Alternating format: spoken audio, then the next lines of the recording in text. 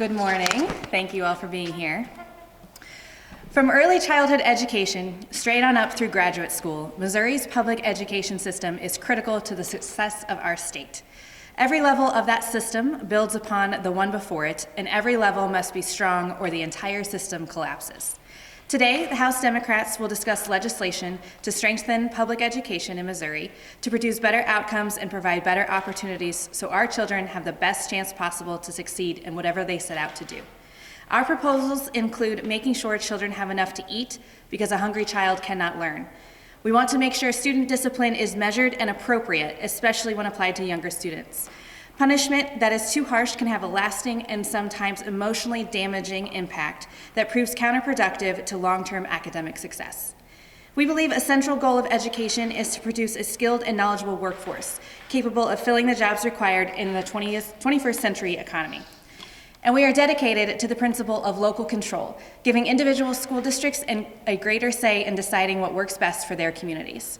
Through the proposals highlighted today, along with our ongoing commitment to improving education funding at all levels and preventing the diversion of resources from traditional public schools, the House Democrats are working to ensure Missouri students get the quality education they deserve.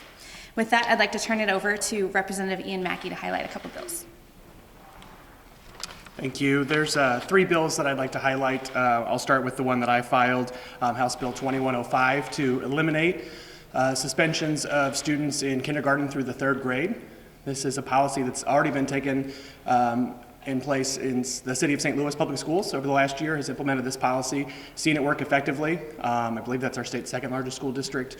Seen it work effectively, and there's no reason for kids that young to be suspended from school. They're kids whose brains are so early in their development to be able to understand consequences for actions to the extent that being suspended from school would correct behavior. It doesn't. It doesn't do anything to help correct behavior at that age level. So that's the first bill. The second bill is filed by Paula Brown, House Bill 1281.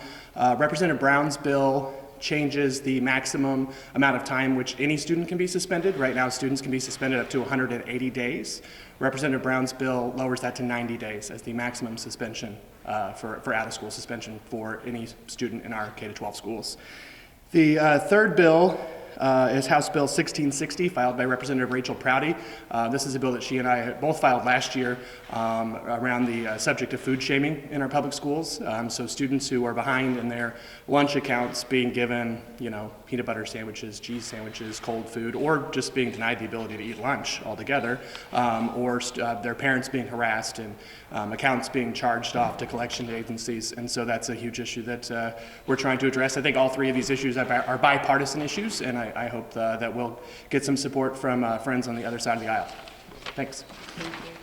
And along with that, I'd like to highlight Representative Chris Carter, who could not be here today's House Bill 1931, which requires school districts with 70% or more of their students eligible for free and reduced lunch to also have breakfast available to them as well. I'd like to turn it over to Representative Sarah Unsicker to highlight her bill. Schools should be focused on teaching, not on punishment. Today I'm talking about House Bill 1275.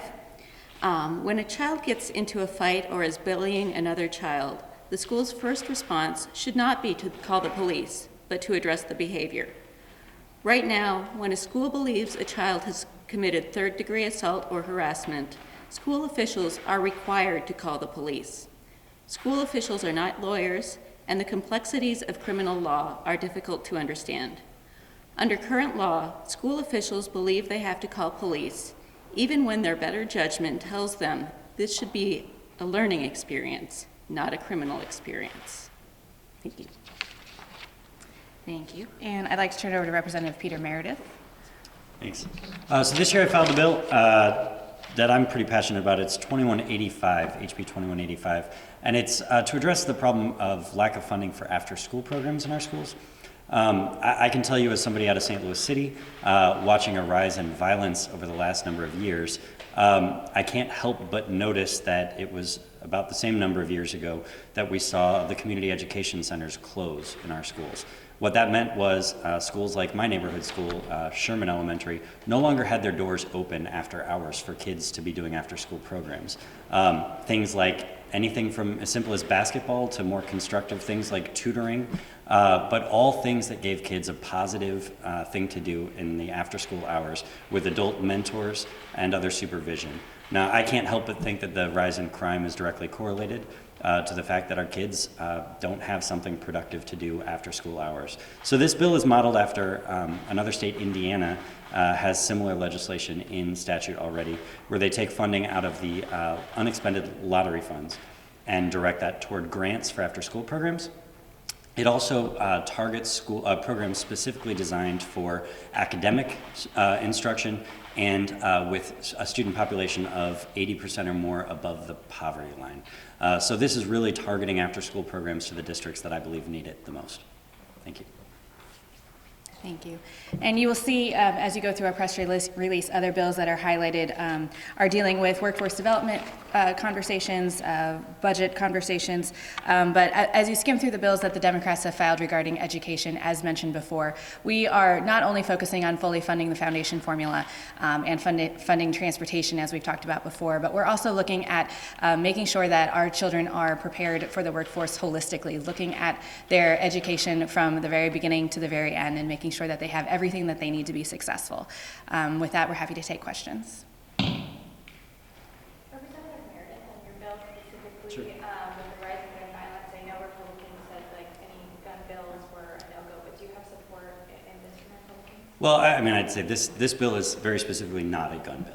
And I think it responds to the concern that Republicans have. They say that they won't touch a gun bill. But when we talk about wraparound services and positive programs in schools, they might be more open to that. I think this is something that in Budget Committee, we've seen conversations already this year where there's bipartisan support for making sure that we have programs like this with community involvement and after-school opportunities for kids. I can tell you from folks I've talked to privately, there's a lot of bipartisan support. Whether leadership would be willing to support something with my name on it is another question. Where are y'all on isolation seclusion? Do you want to take that one? On what? Isolation seclusion? Oh, sure, yeah. So, the bill filed by Representative Dottie Bailey and myself regarding seclusion and isolation, I hope we'll have its Rules Committee hearing this week. We spent last week meeting with all the stakeholders who, watched the K-12 committee hearing take place, had some suggestions and ideas for some improvements. We've made some improvements to the bill that I think satisfies just about every stakeholder involved in the situation. So we'll make a couple of changes, I think, in the Rules Committee hopefully this week. And my hope is that, as early maybe as next week, we'll have the opportunity to debate it on the floor. When we decided we were going to mainstream kids and we weren't going to gather up all the ones that we identified as having a certain problem and put them all together, I guess isolation seclusion evolved from that mentality. Is that mentality still where we are? The worst mainstream is still must be preserved. The worst cases of misuse of isolation and seclusion that we have seen have taken place in segregated spaces. They've not taken place in mainstream spaces. They've taken place in spaces that are designed specifically for children with special needs. The place in Columbia is set aside specifically, the entire building is for kids with special needs. And so it's not an issue of mainstreaming. In fact, it's quite the opposite. Any other questions? Well, I do want to let you all know, if you don't know already, that today in the budget hearing, we will be going over the Department of Social Services today at 1 o'clock. The Democrats are ready to be asking a lot of questions about the 100,000 children who've been kicked off Medicaid, so I hope that you all will attend. Thanks.